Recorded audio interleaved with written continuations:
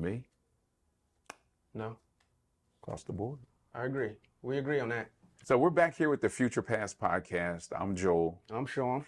and the topic is: have you ever needed help and didn't realize you needed help? And once you realized you needed the help, did you get the help you needed? And so, have you ever been that overwhelmed with life where you were just drowning, but you didn't realize you were drowning and that you needed help? Yeah, yeah, Yeah. absolutely. So And I didn't get the help. give me an instance. Oh man, I'm trying to think. Is this one recently? Well, my motorcycle accident was probably, this is dating back 20 years ago, so I'll just start there so I don't have to go Hmm. back too far. But I think my motorcycle accident, because it was also new, Hmm. like a traumatic event of that magnitude was very new to me, so I didn't realize what came with it. So I think it took me some time before I realized, like, oh, I need help. And I didn't get it again, because in the moments I really didn't realize it. So yeah, I use some very unhelpful outlets for Hmm. sure to try to get through it. That in the end, I was no better off for. I think I carried a lot of the worst parts of that event for longer than I should have because I didn't seek help Did for you sure. eventually seek the help? I think I eventually worked through it a bit more, but I think still because I think there's some unresolved trauma Okay. because I didn't get help. And I think that if I had gotten help, I would obviously be for the better, Hmm. better for it right now. But yeah, for sure. Just somehow I would call it you know how they have like grief steps, Yeah. acceptance. I think it took me a long time before I accepted what I should have probably accepted quickly. I don't know how the How process at old what were you point, then? 20 something. So I was young, Okay. immature, Hmm. Yeah. mentally, emotionally, physically, everything. Hmm. Still not grasping it. So yeah, that. I mean, I could. So when I was 17, I was in line for some scholarships for basketball in high school, and I tore my ACL and my cartilage of my left knee 2 games before the state championships, and we were one of the top teams in the state. And I was so devastated that I didn't even want to live anymore. And so I was, you know, imbibing alcohol, taking the painkillers that were prescribed to me at the same time, Mm, in a deep depression, and I really pray. I still prayed about it, but I had lost a lot of faith in God because of what happened to me. mm, Because I was, on that trajectory, what I thought to do really good things. And God had sent certain people into my life, people that I really didn't know much from high school that would stop by and really inspire me. And, my parents really, they did all they could, but I needed help. I really needed professional help at that time. And I didn't get it. And I did go to college. I ended up going to Boston to college. So what turned out initially to be a bad thing for me, God turned into a good thing because I got the experience in radio and the experience in mental health in Boston that I probably would not have gotten at some of the other places where I wanted to go to yeah, play ball, yeah, and I think it humbled me a lot too, that accident and that surgery. So yeah, I was way in over my head. I needed help. I still didn't get the professional help till later, and I carried that trauma with me to Boston, mm, and it affected every relationship that I was in, you know, yeah, with family, with friends, dating, job wise, because that was a lot of pain that I didn't get a chance to resolve. yeah. Yeah, sounds like we had to share a similar experience, and Hmm. you just carry it Hmm. with you from destination to destination Hmm. to Like luggage. destination. Yeah. Yeah, that's what they call like luggage and baggage. Yeah, I carried it forever. Mm-hmm. Even I sometimes I think about how I was because it was sports related. Like when I'm playing sports, I'm playing like a maniac because I'm Hmm. trying to be this person that I used to be, where it's like that's over. And you never accept it. Like I'm sure you probably experienced some of that too, right? Yeah. Oh yeah. You never forget the memory of what you were or who you were. Like that's always with you is because what you did, the repetitious nature of it, these neural pathways, they're just embedded in you so deeply. You can't forget them. Like, I'm sure you have memories of you doing things that you just can't do now, Right. but you think you can. So you go out there and you compete as if you can. And No, yeah, not me. exactly. Yeah. Oh, you don't? No, No, you don't? no, no, No? no. At 61, almost Hmm. 62, But I, afterwards, like I, initially. I, it took a while to accept certain Yeah. realities, Yeah. right? But at the same time, because God helped me so much and it helped me in my Christian walk, because it took me a while to get to that point of acceptance, Mhm. of forgiving myself, of not feeling guilty. There's nothing that I did wrong. And the right thing worked out the way it was supposed to. Career wise, and as I look back, I could have never planned my life, but God did a phenomenal job of bringing me to Him through different circumstances. Yeah. What do you think a professional would have done for you if you were able to speak with one in those moments? Like what now, Oh, what would they your they they would expectation have really have helped been? me through the grief period. Yeah. Um, I was healing physically, but I wasn't healing mentally or emotionally. So my body was being healed, but my emotions and my mental status was not good. Was not good. Um, and part of it was self-medication through, you know, imbibing, you know, alcohol. Mm-hmm. So, and then it was a frivolousness and unintentional dating and doing different things to build my ego to make me feel better. Yeah. So there was a discovery period. There was a time frame that it was just, some of it was potentially self-destructive. you Yeah. know so God had brought me through that. So if I had gotten the therapy initially when it happened, then I think I would have been a lot better off. And I'm not going to say I wasted those years, because it's not wasted. It's part of the journey, right? So it's not wasted because I learned a lot about myself and the resilience and how some of the things that I needed to do and should do as a young man, and some of the things that I shouldn't have done and hopefully will never do again. Yeah.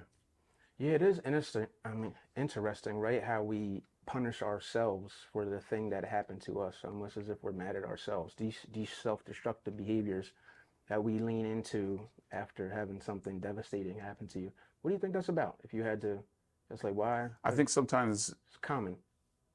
we might even do passive unaliving.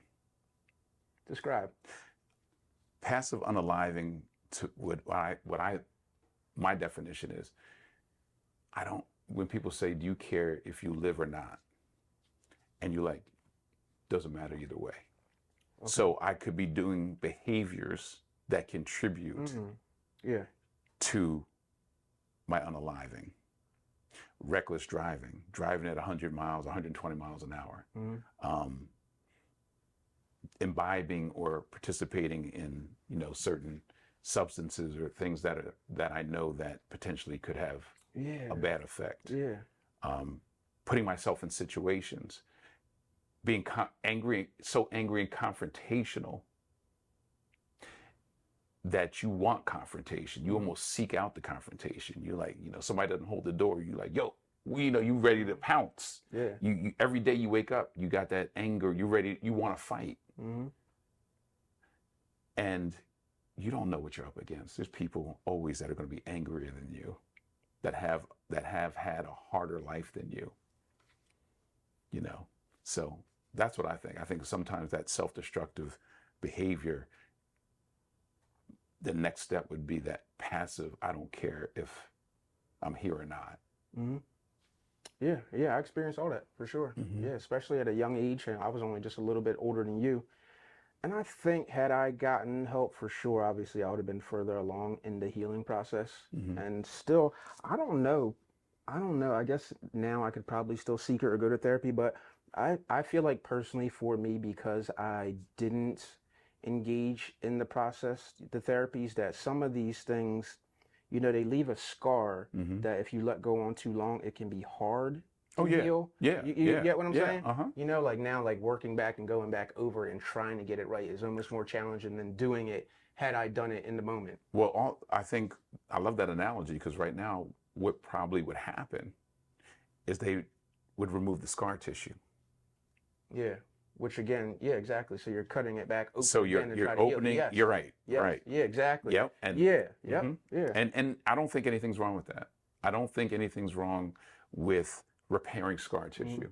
You know, removing the keloid, so to speak, um, to so that you can go back and if they find out that they can have it heal in a better way, so that you're better, then why not? Yeah. And that's you know, I'm just speaking for myself because I've gone to therapy. I think there's 3 other times, and I mention it in some of my videos. The second time was during my first divorce. I was blindsided, and you know, I was devastated. I was financially destitute. I was emotionally bankrupt, and physically I was exhausted from grief. With 3 small kids, I think we were only in our new house for a year.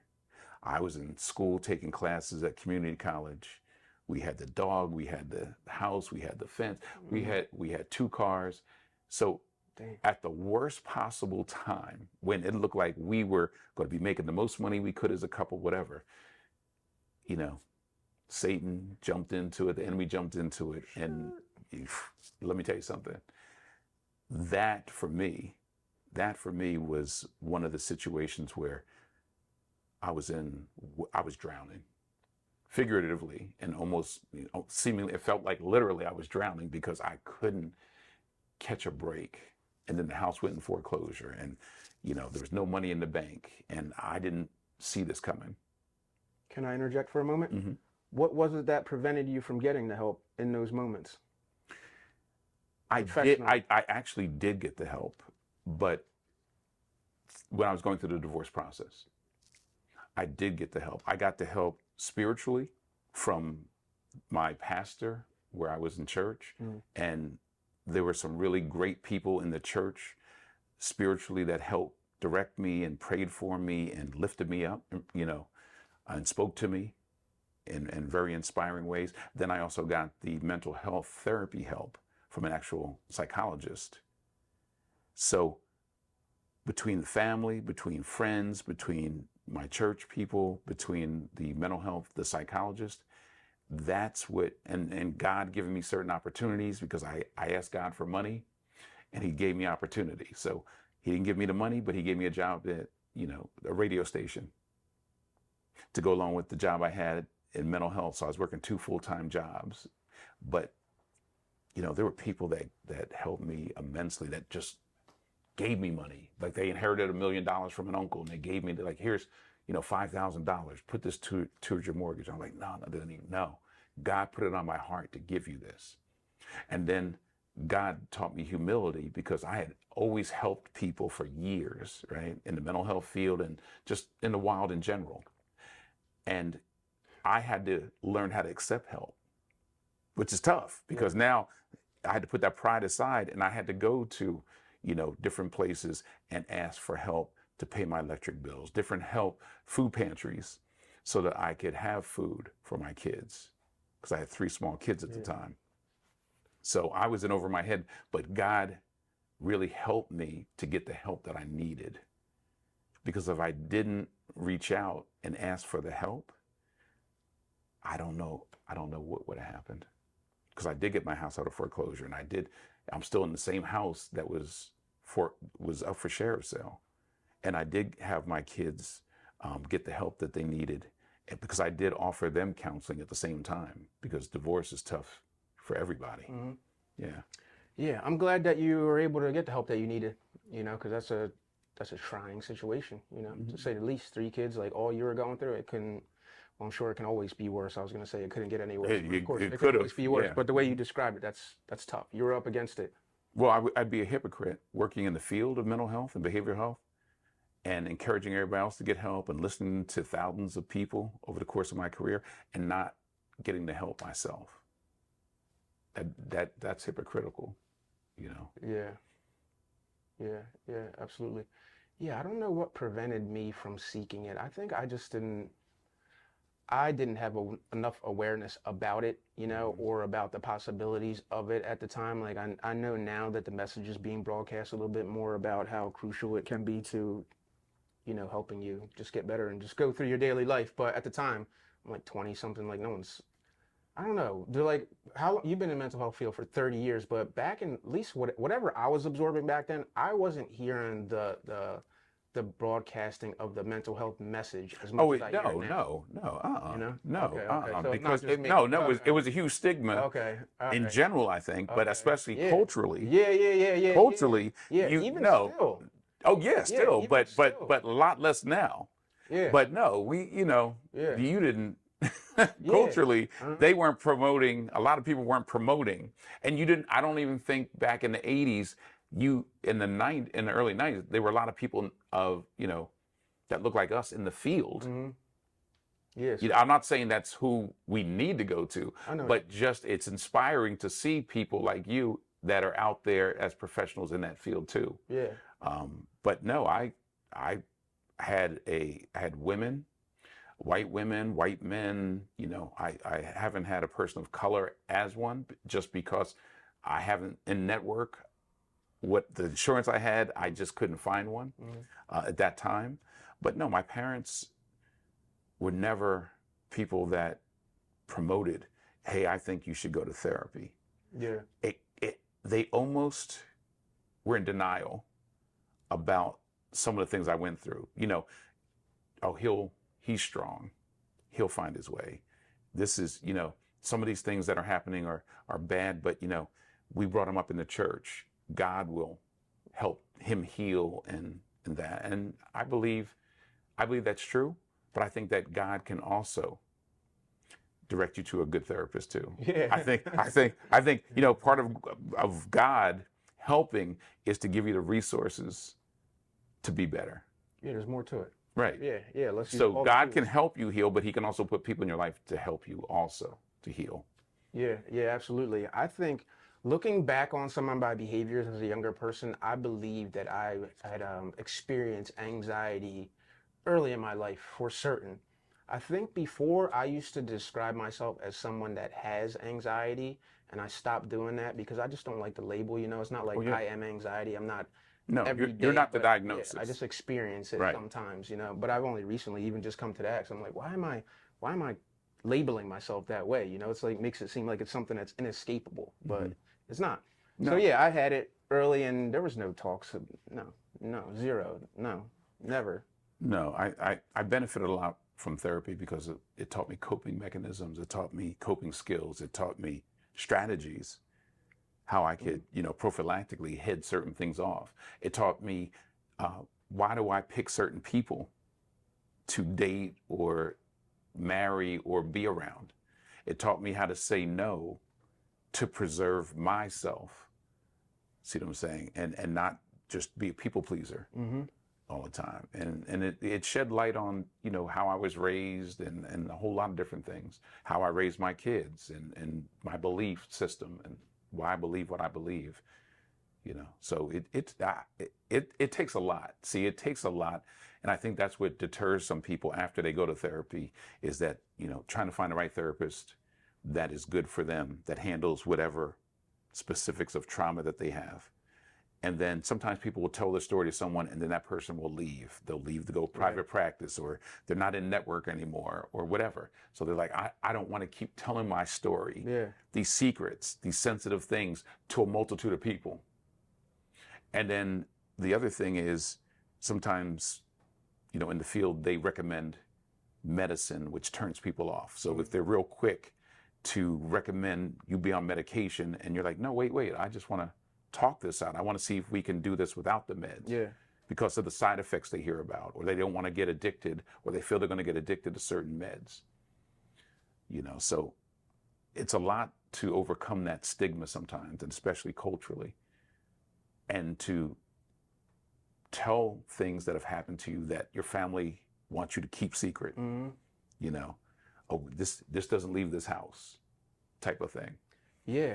Yeah, it's interesting how it's like it's happening around you and to you, you know, and the idea of confronting or re-engaging with something that was deeply painful, it's hard, you know, for a lot of people. For me specifically, I would say even in that motorcycle accident, which sounds, it's so far removed and it's not like someone did something to me Right. emotionally, it just happened to me, but still the idea of going back, you know, and living some of those is like, ooh, I'd rather not. And I'm not, you know, for me, I talk about any and everything. Like you know what I mean? I don't care about that. But there are certain things even for me that I find troubling as well. It could be anything. It doesn't always have to be from childhood. I don't think everything has to stem from childhood.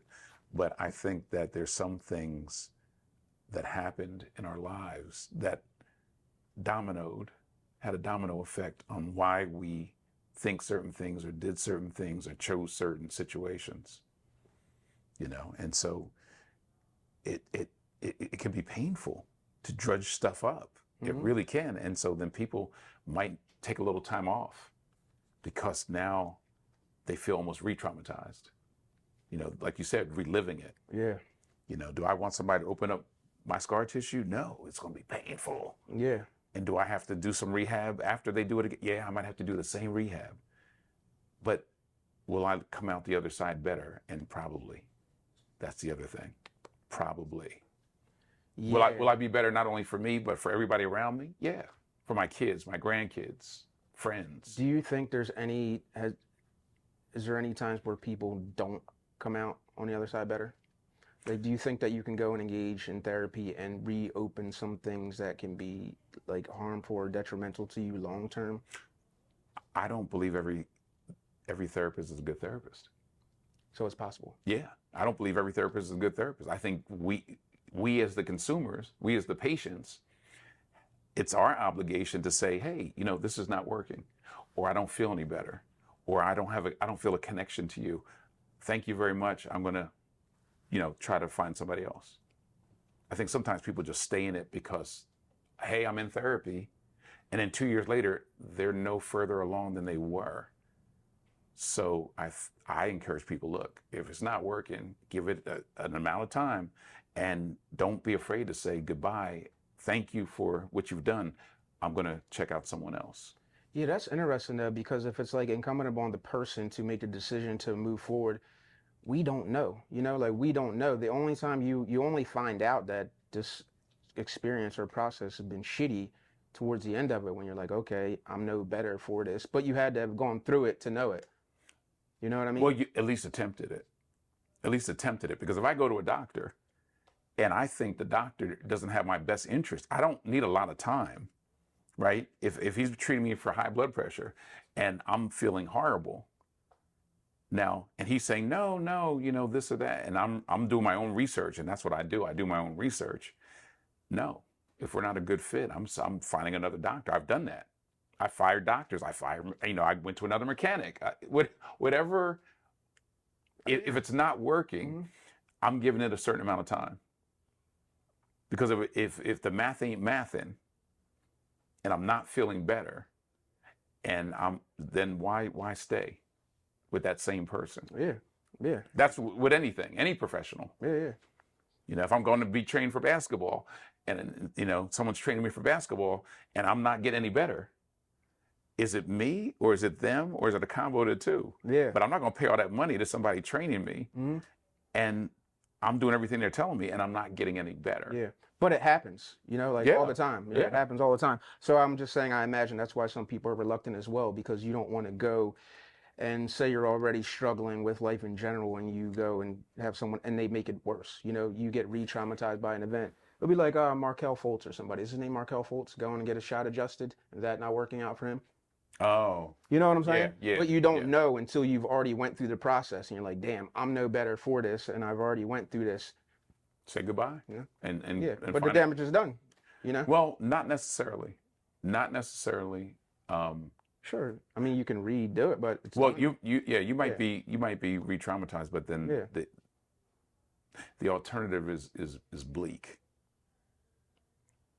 because you lift and you work out and you personal train sometimes, and so if I'm coming to you as a personal trainer I'm eating the way I'm supposed to, I'm getting enough rest, and I'm in the gym and I'm doing what you're telling me, and I'm no better after 30 days or 60 days, then I'm saying, Sean, what's going on? Yeah. What's going on? I'm paying all this money and I'm doing all these things that you taught me to do, and I'm doing the right things. What's going on? That's a good example you use a lot of times because I actually, as a personal trainer, I used to get that sometimes, but you know what it really comes from? And this is where it's complicated, right? Because the person isn't actually doing all the work. Well, see, that's different. You know what I mean? That's different. Yeah. If I'm following it to a T and I'm not getting any better, maybe you're just not the right trainer. I'm not saying you're not a good trainer. For me, just like this doctor might not be the right doctor for me. Yeah. Yeah, absolutely. And that's fine. Hmm. Yeah, I could see why it's scary, Mm-hmm. you know? But it's one thing, and my analogy is this, because I go to the beach. You saw me at the beach, last year? Yeah, so I go to the beach all the time. Sometimes we go out in water and at the shore and in the ocean, and we don't realize we're out too far. Or that we're caught in a rip current, right? And by the time you figure it out, you might need help. You might need the lifeguard to come in and get you. You might need somebody close by to pull you in. Mm-hmm. And I think it's the same in life. Yeah. Sometimes we take on more, or we're overwhelmed by things, and we just keep our head down and keep going, and we think we're making progress, but we're not getting any closer to the shore. In fact, we're wearing ourselves out to the point where it could cost us our lives. So the thing is, once you realize, you might not know or realize you need help initially, but once you realize it, are you going to get it, or are you going to take a chance on drowning? That's a good closeout right there. Thanks for joining us. Like, subscribe, comment, share. Appreciate you. Cool. No.